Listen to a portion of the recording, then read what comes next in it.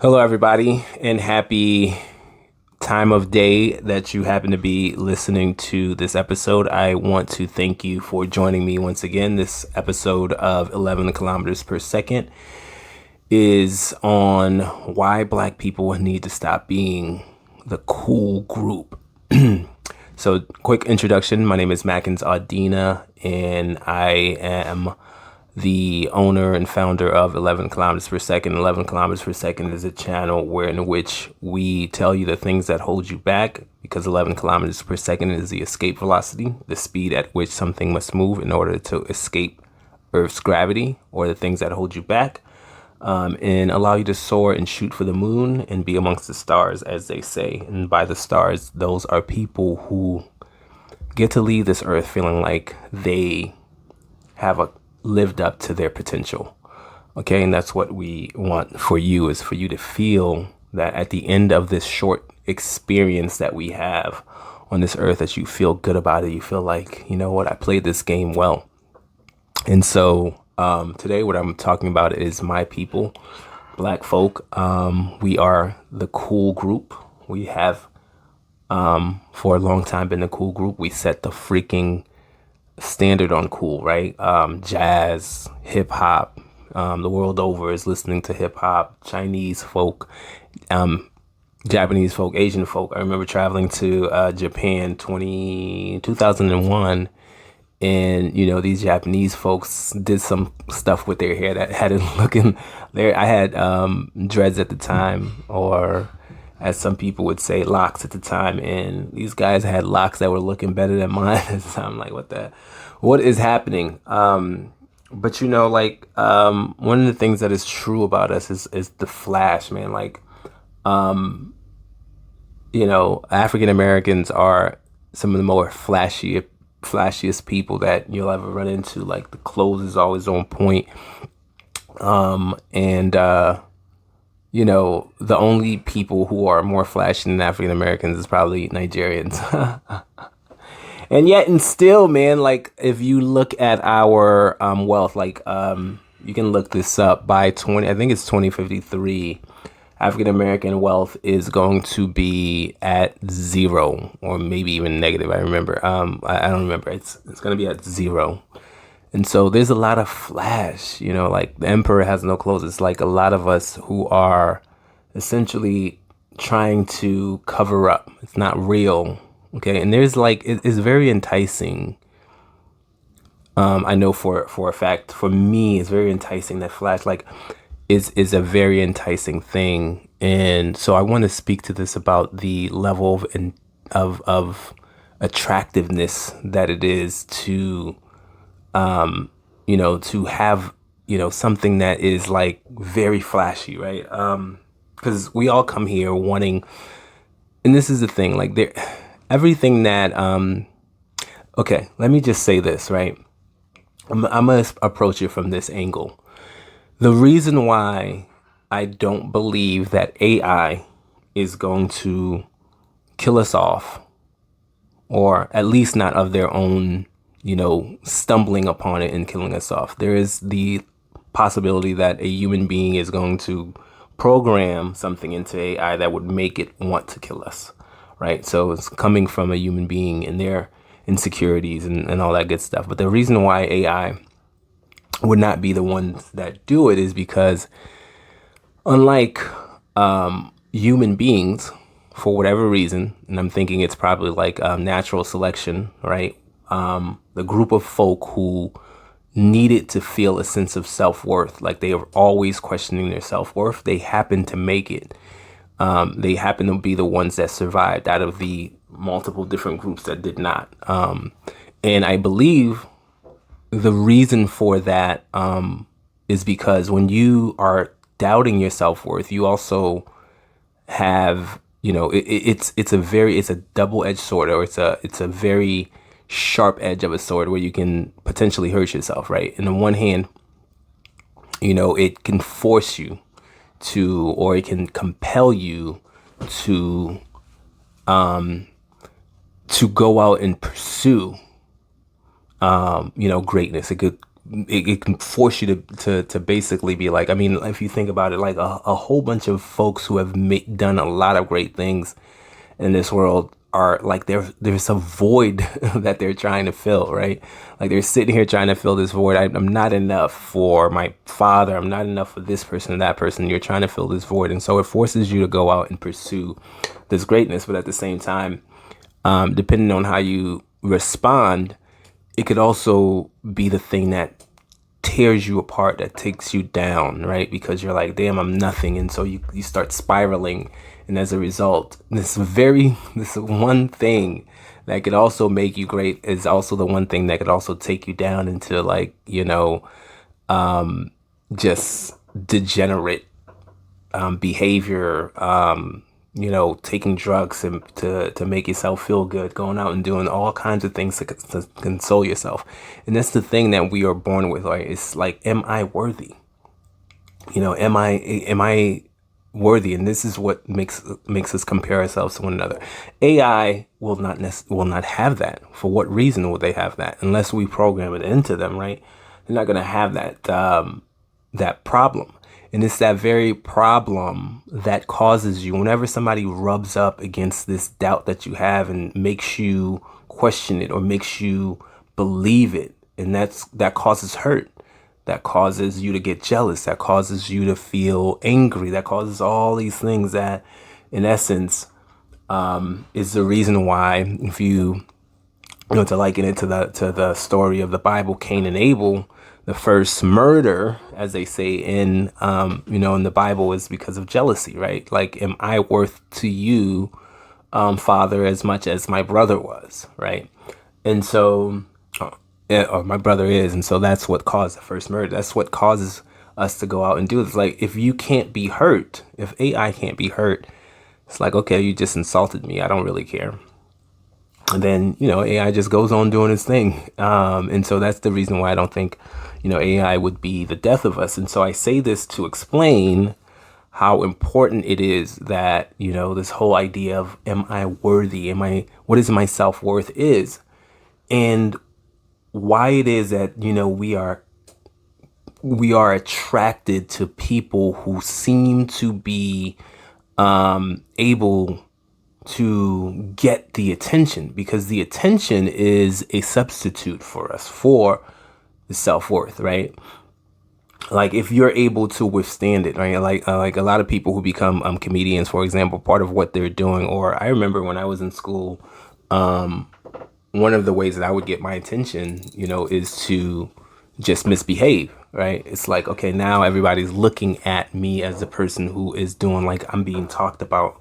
I'm not blending against I'm not dry paint, right? I'm being noticed at this point. There was this show that I watched recently. It's called Expatriates on Prime, with Nicole Kidman. And there was a scene where this girl, this Korean girl, American Korean girl, was in Hong Kong, and she was hanging out with friends that were much wealthier than she was, like a friend that she met in college.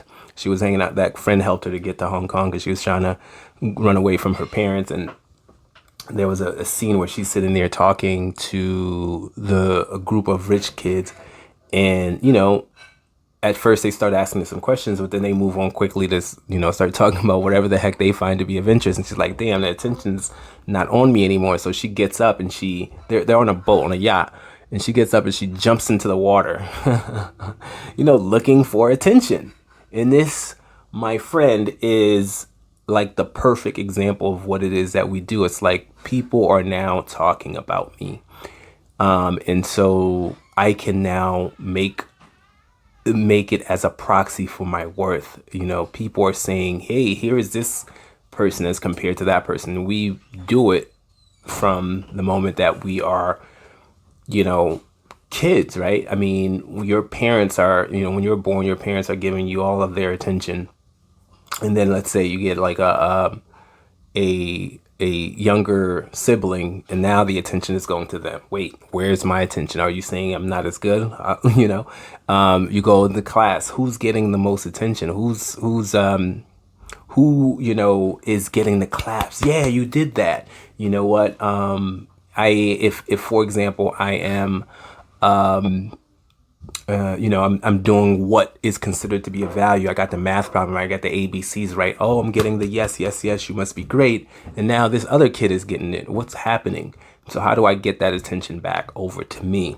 And so that's what I think is happening here, where the flash is so attractive, but it doesn't freaking amount to much in terms of in terms of you know in terms of what is actually of true value, right? What is actually of intrinsic value.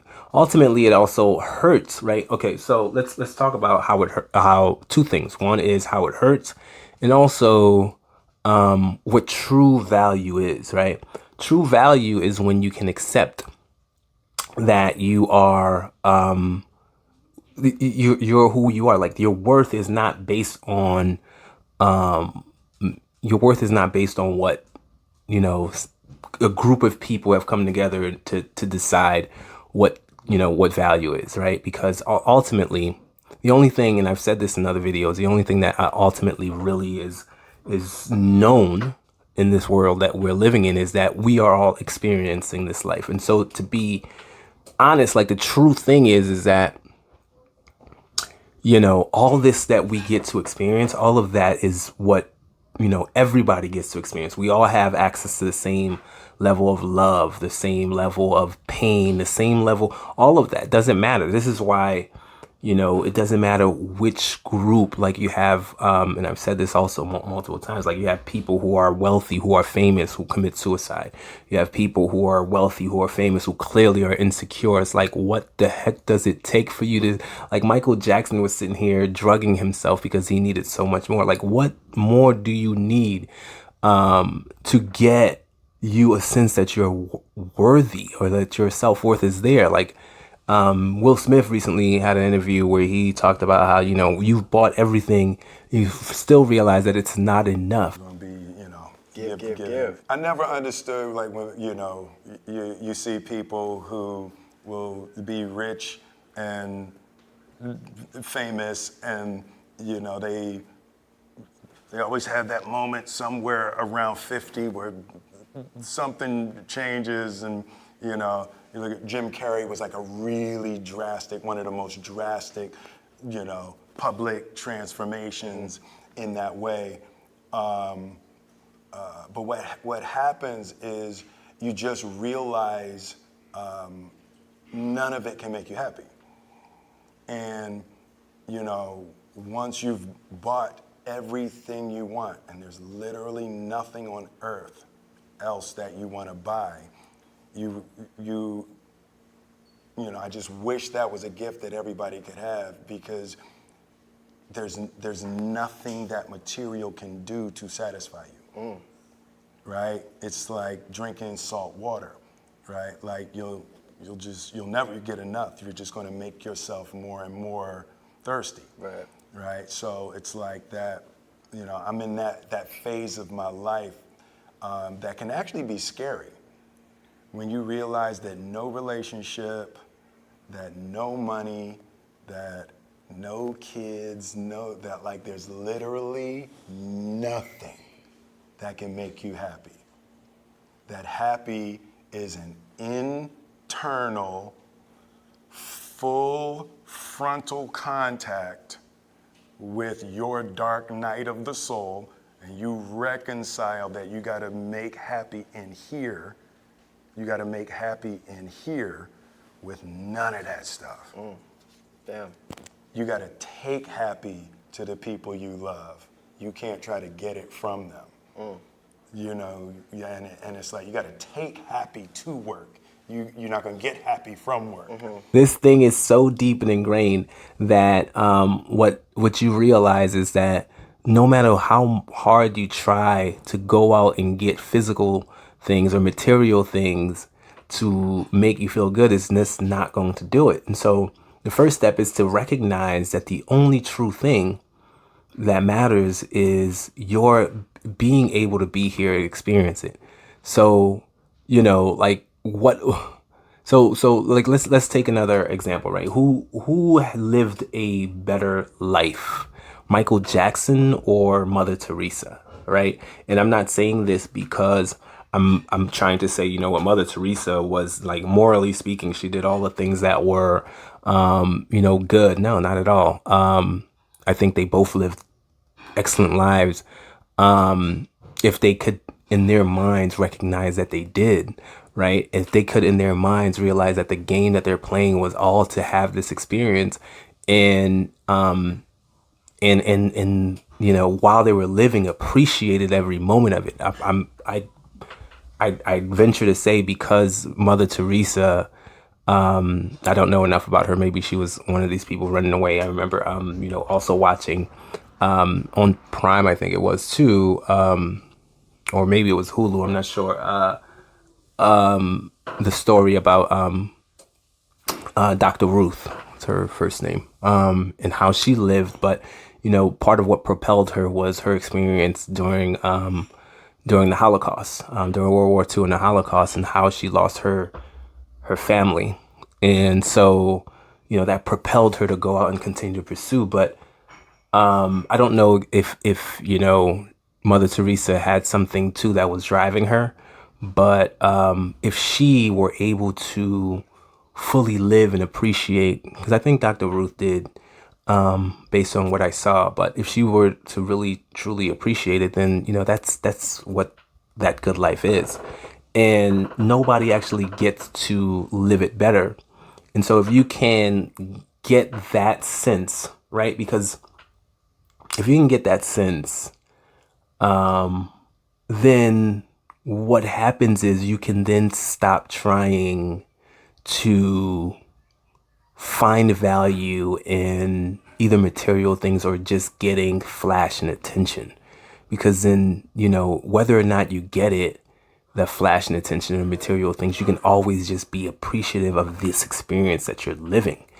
And you're not always trying to fill a void, because you're happy, because you know that your value is such that you are on this earth living, and therefore you can be happy. And that's just the truth. Like, then you don't have to chase this thing, because it's always there. This is why, if you choose, for example, to live like a monk, like a Buddhist monk, for example, sitting there meditating, and from what I understand, because I'm not a Buddhist monk and I don't really know that much about them, but from what I understand is, they, just are appreciating, the Zen type of stuff. They're appreciating all the tiny little wonderful pieces of this universe, in this, environment, this world that we've been put into, where in which we get to experience this thing for a short amount of time, and appreciating that. And their level of happiness is just as much as anybody who's running around like living like a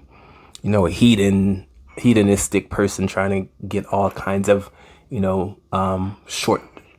short-lived pleasures, and so their level of happiness and joy could be in the same level, and so, or even better, actually. And so that's just, that's the biggest point. Like, you're sitting here chasing this flash that doesn't actually really amount to you feeling happy or amount to you feeling worthy. Whereas understanding that you're being able to experience this is what allows you to feel, that sense of self-worth, and then that we're all seeking. Because ultimately, if you can get to that, when you feel that acceptance, that self-worth, if that's what you're seeking, then that's how you get it, right? Like, you're sitting here chasing it from attention and all that good stuff, but you're not going to get it that way. And so if that's the ultimate goal, and that's the way that you get there, then why not go and pursue it through that means, as opposed to getting the attention? And so this is number one. Right now, here's how it hurts, and why it is that we should avoid it as a people. The reason why we should avoid it as a people is because it makes you do things that are against your own interests, right? This is why we're sitting here like spending money that we don't have. There's this book that I'm reading too, or that I just finished reading that I think should be required reading for our people, but required reading for anybody who, I just recommended to my son who just finished his first year in college. And I recommend it to anybody who is about to start making some money. It's called The Psychology of Money by something Housel, I think is his last name. Housel is his last name. But anyways, The Psychology of Money. Very important because this guy outlines the way that we think and why we think the way that we think and how we end up, spending above our means, and all for the sake of this whole, like, keeping up with the Joneses. It's like our entire culture is like a keeping up with the Joneses culture. And it's like, it's hard to get away from because we are steeped in it. Like it's very difficult to be like, I'm going to be separate and apart from this group where, my kids are looking to be flashy. My brothers, my aunts and uncles, like all of them are looking to be flashy. And so in order for me to truly not live this life is for me to be like, all right, I'm going to separate myself and be the humdrum of the people. Whereas I'm still here trying to feel worthy. Right. That's a difficult thing to just up one day after having been raised through it, after having have had your mindset be that, to be like, all right, I'm just going to pretend that's not the case with me. And that's why I think, if we can understand that collectively and stop being folks who live in that environment and make it so much easier for us. Like, I think about the Asian culture, right? And, I was watching, again, I get a whole bunch of different pieces of information that I synthesize and put together to have my thoughts from books, stuff that I write, from lived experiences. But I was also watching a show called Shogun. It's on Hulu, and I think it's also on like some other network. And I was just like very, what's the word? I really admired what they were showing as a Japanese culture. And I want to be clear that, first of all, I don't know enough about it. So, if somebody knows more and says, what you're saying is not right at all, then that's all good and great. And so if it's not what they actually do, then I would tell you that then at the very least, the aspiration is what we should aspire to as well. And their whole thing was one of discipline, one where they lived for the discipline of, not necessarily being victim and who was it? No, not Serena, Venus talked about how discipline is like true freedom too. And it's like freedom from the animal nature that is you, right? You take it too far. Honestly, shuffling around with your manners and your buried self for what? I would not expect for you to understand. Oh, forgive me, but you'd die to avenge your father. You'd live in anguish. To spite your husband, which is it? What becomes of you? My life is mine, and yours is yours. If you can't see that, you'll never be free of this prison. No, Hanjin-sama. It is you who is imprisoned. If freedom is all you ever live for, you will never be free of yourself. The animal nature is always just saying like, hey, feed my body, feed like my most base self.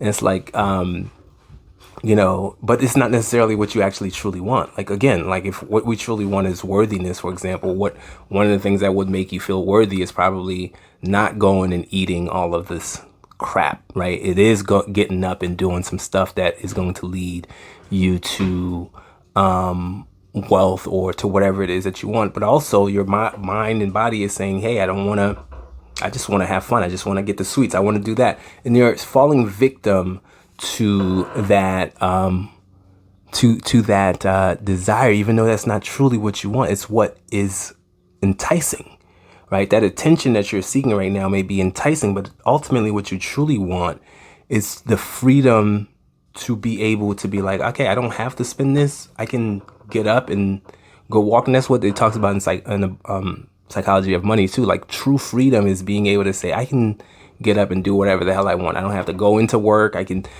get up and decide I'm going to do podcasts all day. I can do all of that because I don't really have to go out and spend some stuff that you guys think that I should be spending on. Some stuff that you decided, what is important. It's Versace. It's, these cars or whatever the case may be.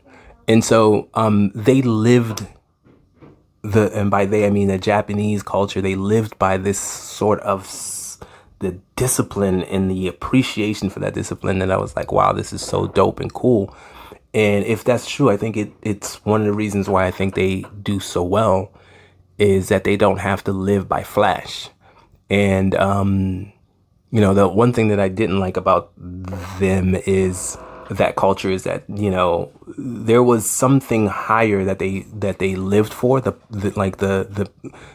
was always something higher, some higher purpose that they lived for that allowed them to be disciplined. And that something higher could be like whoever it is that they was some other human being, in essence, like whoever it is that was like their superior or whatever they kind of hierarchy that they had. And from my perspective, that's, it's great that they have some sort of higher power that they can be disciplined about, but it's bad that it's another human. And so that's where it was flawed. It has to be your own higher aspirations, that which you ultimately want, not what you want today, but what you ultimately want, not what your body wants, what you want, what's going to make you feel worthy, what's going to make you soar above. Like when you have that level of discipline to go for what you want, that true self-love where it's like, I'm going to sacrifice what my body is asking for what I truly in my mind want, I think is what we need and what's going to ultimately get us to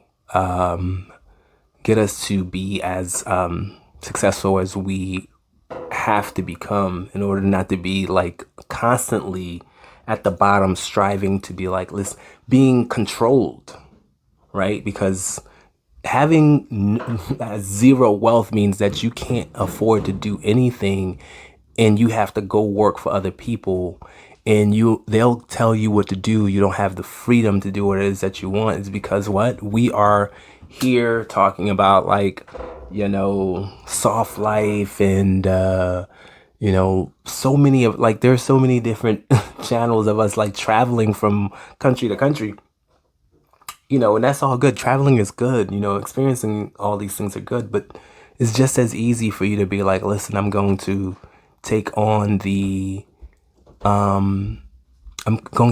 experience of appreciating what's here right now, on the small things that I'm just walking through the day, ignoring, because truth be told, like you're living, if you're an African American in the US, you're living in a position that a lot of folks in a different number of third world countries don't get to have the luxury of experiencing. And so when you can appreciate that, then you can, move away from trying to have the flash that is, only us trying to get the cheap version of self-worth that ultimately does not actually really fulfill us. And so I also want to say one thing. I want to distinguish not being cool from not being cool, quote unquote, not being like the cool people from not being yourself, not being free, not being like creative, right? And so one of the people that I appreciate a lot is Kanye West, and I go back and forth with him because sometimes I'm like, man, what that, like, he definitely is, I think his intent, I think, is to is to seek freedom, right? The ability to do and say as I feel, the things that are in my mind. But I also think that that is, he does not, he is not, I guess enlightened is the word I'm going to use, even though that's loaded. Is not enlightened enough to also realize that he's also just seeking attention, right? Or the kind of stuff that he's doing with his girl Sensori and all this good stuff, and the kind of things that he says, it's like, you're also like, I understand that you're trying to live truthfully, but living truthfully does not require you to be an asshole, right? Like, there is no reason why you like, believing something doesn't mean that you have to say it, right? And I know that he's done this before. He watches what he says sometimes, and it's okay to do that. Like, you don't have to go out and hurt somebody. Like, the way you deliver things is also important. You could be just as honest, and if it has to be said, you can be just as honest if it has to be said, and deliver it in a diplomatic way that does not tear somebody apart. Sometimes, if it has to be said, meaning I am working with you, and we have to go somewhere, then there are times when you have to just be honest. And if you're guiding somebody, sometimes you have to be honest, but like, you don't have to be an asshole. You don't have to also chase attention, right? Like, chasing attention is different than chasing creativity. And there's an interplay here, like, because Kanye West is a creative dude, but I feel like he is also like just looking for attention, right? And so for me, what does that mean? That means if I go out and I am trying to put together something that I think is of creativity, that I think is like, oh, this is nice and dope, I'm going to put all of this together, or I'm going to put my house this way, or I'm going to do this that way. It's not necessarily the same thing as saying it has to be what you guys are finding to be of value. It does not have to be any name brands, right? It does not have to be, hey, here I am, here's my attention. It all it is it has to be what I feel like is dope. I was, looking at some folks' pages and in their fashion sense. Shea Gildress Alexander, young basketball player from Toronto who plays with Oklahoma City Thunder, and dope. Like, the stuff that he puts together, you can tell this is somebody who is like, you know what, I'm trying to, like, I think this is it's art. Like, you can tell it's like, look at how I just put this thing together. It's art. It's the same art that happens when he is on the court, or the Kyrie Irving type of art where he's like putting a masterclass together of, movements where he's getting the ball into the basket. It's the same art that we also took a look at with another person who does this so well. And she has, I think, much more freedom as a woman. Men could be as free too, but, you start to get into the realm of of what is considered masculine and not masculine. Obviously, if you are truly a creative person, then you don't care about that, right? So Playboy Cardi, for example, is like, does some stuff, and a lot of you, depending on your age, probably has no idea who all these folks are that I'm talking about. So you can look them up. Playboy Cardi. He has a child with Iggy Azalea. But anyways, somebody else too that you guys might know a little bit better is dude from Philly, Lil Uzi Vert. Also somebody who was like, yo, I am going to be creative. But the person I was talking about, who's a woman who does this so well, in my opinion, is Erykah Badu, right? And that's creativity, that's art, that's not the same thing as cool. I know, like, I think all of those things do not have to take you from what is wise, what is still, something based on discipline, that is not going to remove you from the things that are important for you to do, like not going out and spending money that you don't have, trying to, keep up with the Joneses, but you being yourself. And so I think, if you're just trying to do what everybody else does, you're not being creative. If you are finding your unique self, you're being, unique self and expressing it. And however way you decide to do that, if it's truly unique, then go for it.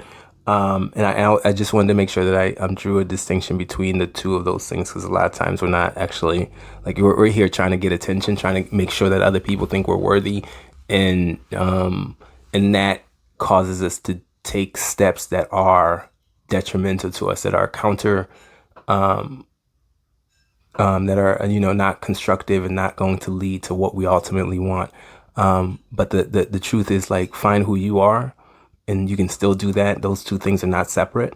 Just don't go out looking for attention. Accept yourself. All right.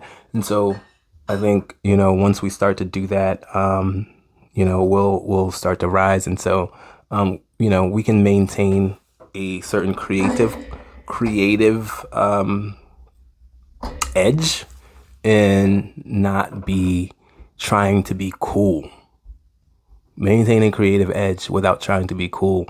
And go read that book, Psychology of Money. Everybody go read that book. I can't talk about enough. I don't know enough about what was said to be here talking about it. And this is not a show about or a channel about, like, a book club type of thing. So I recommend you go read that book. It's everybody needs to do it. Okay.